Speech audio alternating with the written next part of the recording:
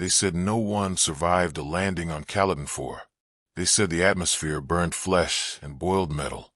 They said the Zarkathi battalion never left survivors. They were wrong. Private First Class Eric Hale hit the surface at 3:17 Standard Time. His drop pod slammed into the jagged canyon edge like a meteor. His comms were gone before he even unstrapped. The mission was simple recon. Observe. Transmit. Extract. Except none of those things would happen, because 10 minutes after landing, the rest of his platoon burned in the upper atmosphere, ripped apart by a Zarkathi orbital spike. Eric was alone. He wasn't the best soldier, wasn't the smartest, didn't carry the biggest gun, but he was stubborn, really, really stubborn. His first move wasn't to call for help. There was no help coming. It was to dig in. He scouted the nearest ridge, found a rock shelf with partial cover, and used a survival knife to carve a shallow trench beneath a broken fuel cell. It wasn't much, but it would become home. The alien battalion landed 12 hours later. 3 dropships, 37 soldiers, Zarkathi apex warriors, armor like obsidian, eyes like molten coins. They weren't there to search.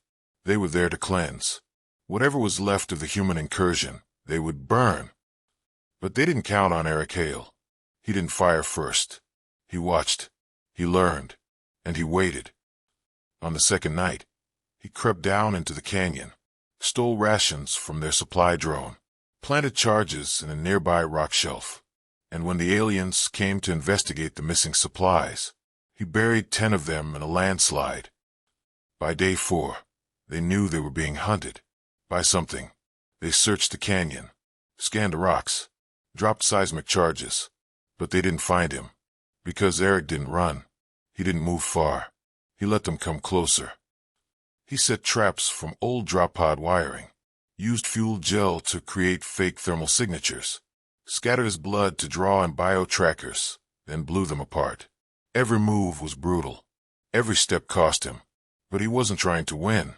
He was trying to outlast. By day 10, the Zarkathi were down to half strength. Not from direct battle. From exhaustion, paranoia, mistrust. And Eric, he hadn't said a word. Just listened. Watched. Moved. Killed. He wasn't a man anymore. He was a rumor. A ghost. A wall of willpower between them and the silence of Caladan 4. Zarkathi Commander Vekrol Shun was bred for war. Not raised. Not trained. Bred. He had killed his first rival in the larval pit, had burned 12 colonies before his second molting. He had never failed a cleansing directive. Until now. 10 of his finest were crushed in a canyon collapse. 5 more disappeared, never found, just their tags blinking in bioslime. 7 dead to crude but effective traps. This wasn't war. This was something else. The humans called it guerrilla warfare. The Zarkathi didn't have a word for it. Their species fought in ranks, in columns, in planned destruction. But this was chaos with purpose. Vekrol stared at the makeshift mines his troops disarmed. Copper wires, battery packs, compressed oxygen canisters turned into microfrags. The alien warrior sneered. "This is not the work of a soldier," he hissed. His lieutenant clicked in agreement. "No, this is the work of a demon." 3 more days passed. No direct sightings. But movement. Always movement. Their food stores were dwindling. Comms were distorted. The orbital relay was jammed. The wind screamed through the rocks like a warning. And then came the broadcast. A single audio ping on open channel. Garbage static at first. Then words. Human voice. Rough. Calm. Ragged from dust and blood. "I'm still here." It wasn't a threat. It was a promise. The battalion lost 3 more that night. They'd wandered too far. Ignored the warning signs. The ones that said, "You're not hunting, you're being hunted." Eric Hale didn't sleep. He didn't rest. He barely ate. But he remembered every name of the soldiers who died in orbit. He etched them into the canyon wall with his knife. Not as tribute. As fuel. He scavenged their broken gear. Stripped batteries, forged new traps, set up echo chambers with recorded human screams to drive the Zarkathi mad. The aliens started turning on each other. Vecrol executed 2 of his own for cowardice. The rest grew quiet, tense, uncertain. They were apex predators, elite warriors, but they didn't understand what Eric had become. He wasn't a man anymore. He was every stone that cut their feet, every shadow that blinked too long, every silence that came before the pain. On day 19, the Zarkathi tried to retreat. They activated the beacon for extraction. No ship came, because Eric had buried the transponder beneath a heat sink. Commander Vecrol stood atop a broken plateau, bellowing into the sky in his native tongue. It was not rage. It was fear. Down in the canyon, Eric listened. He didn't smile, didn't celebrate. He just carved one more notch into the rock and whispered, "You'll all leave, or you'll all die." Commander Vecrol Shun had lost 17 warriors, not in a firefight, not in battle, but to something worse. One man, one human marine who didn't fight like any species Vecrol had ever faced. The alien commander studied the map, eyes flickering with ultraviolet fury. His remaining soldiers were silent, their armor dulled with ash, their movements uncertain. They no longer hunted. They feared. Vecrol gave the order. No more pursuit. We bait the ghost. They left supplies visible, rations, gear, even a medical unit. They simulated disarray, left heat trails, dropped weapons with just enough power cells to be tempting. They knew he would come. He always did. They didn't count on him being already there. Private Eric Hale had been watching them for 2 days. He saw the pattern, the bait, the trap. It was almost insulting. He didn't walk into it. He buried a charge under it. When the Zarkathi squad moved in for the ambush, Eric triggered the explosives from 200 meters out. The canyon floor erupted. Shrapnel, flame, shattered bone. He didn't need to count the kills. The screams did it for him. But the trap wasn't the real move. That came next. Vecrol himself took the field. 6 meters tall, plate armored, dual-tined blade in hand, eyes burning like suns. He sent his troops back. "Leave me the ghost," he said. Eric didn't run. He climbed the plateau. No cover, no tricks, no mines. Just him, and a rifle low on charge. The two stood facing each other across dust and death. Vecrol spoke in broken Terran. "You are not a soldier. You are pain." "Why?" Eric's voice was low. "Because pain is all I have left." The alien roared and charged. Eric fired once, twice. Missed. Vecrol's blade grazed his side. Blood spilled. But Eric dropped, rolled, drew his sidearm, and shot the alien point-blank under the jaw. It wasn't fatal, but it burned. The two fought like monsters in the dark. No ranks, no tactics, just raw will. Vecrol landed a brutal blow. Eric slammed into the rock wall, half-conscious. The alien raised his blade, and paused. Eric, bleeding broken, smiled. A whisper. "You're tired. I can see it. You've never fought someone who doesn't quit. You're not ready for what we are." Vecrol faltered. Eric pulled a pin from a grenade, one laced with high-yield ceramic flechettes. The alien struck too late. The blast threw them both apart. When the smoke cleared, Eric was gone. Only blood remained, and a message carved into the rock. "You can kill me, but you'll never break me." The alien commander returned to his camp, half-limping, for more soldiers deserted in the night. The rest waited, silent, shaking. The ghost had survived. Eric Hale should have died. The wound in his side burned with infection. His water was gone. His legs barely worked. But he crawled, dragged himself down through the broken edge of the canyon, back into the dark crevice, where he had stashed stolen medpacks and emergency rations. He didn't cry. He didn't scream. He focused. The wound was deep, so he cauterized it with the remains of a plasma cell. The pain nearly blacked him out, but he stayed awake. He had to, because they were still out there. And he wasn't done yet. The Zarkathi survivors were down to 9. Once an elite battalion, now a fractured echo. Commander Vecrol limped through their dying camp, hearing only the wind. His armor was cracked. His pride was splintered. But his hatred burned hot. "Find him," he growled. "End this." But Eric wasn't hiding anymore. He was building something. Something final. The canyon had become his territory. He knew every crevice, every slope, every echo. He wired scrap explosives to unstable rock shelves, placed fuel gels near natural gas pockets, used blood and heat pads to draw the aliens in.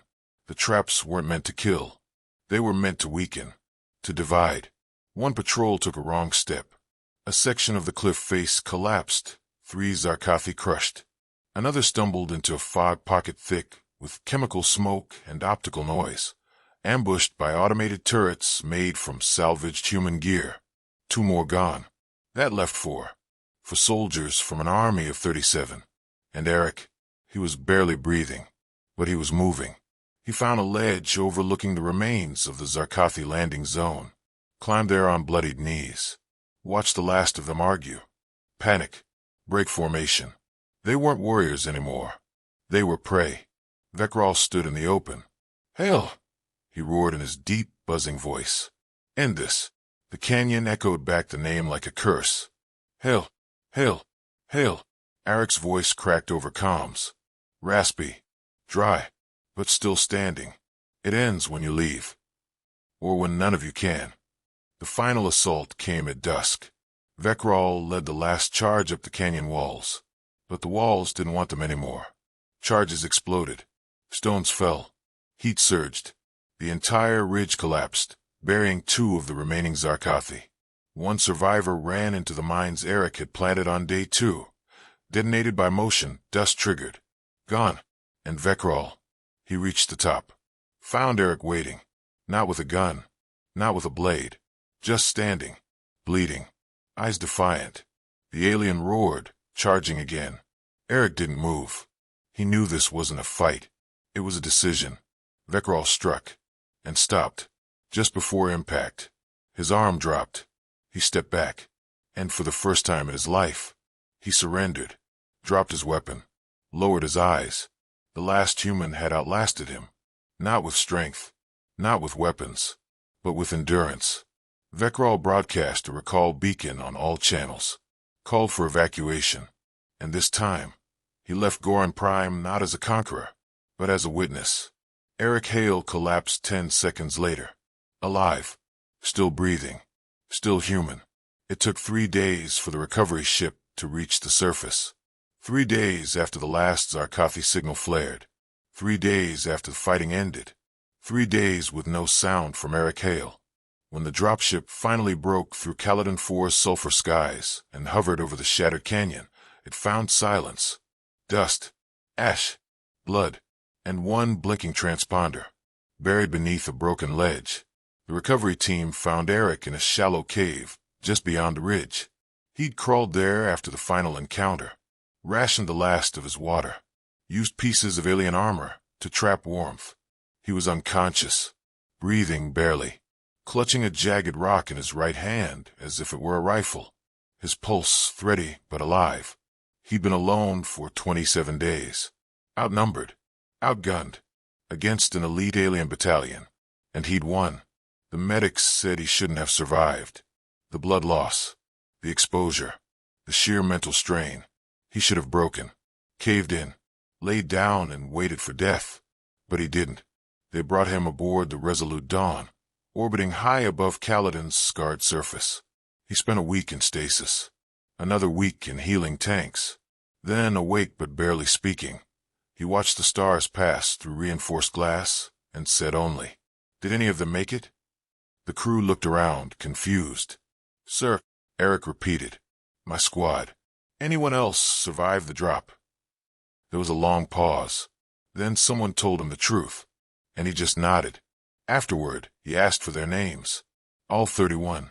And he carved them, one by one, into a polished piece of Caladan Canyon stone recovered from the surface.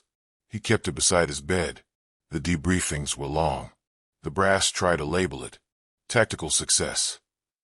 Unexpected psychological superiority. Unorthodox field method. Eric said none of those words. He told the truth. I didn't win. I just didn't quit. They gave him medals. Too many, he thought. But he accepted them. on behalf of the ones who didn't come back. News of what happened spread fast, not from Earth, but from the Zarkathi themselves. Vekral Shun returned to his warlords and told the story of a human, alone, on an unimportant planet, who turned a battalion of killers into ghosts. The Zarkathi never returned to Caladan 4.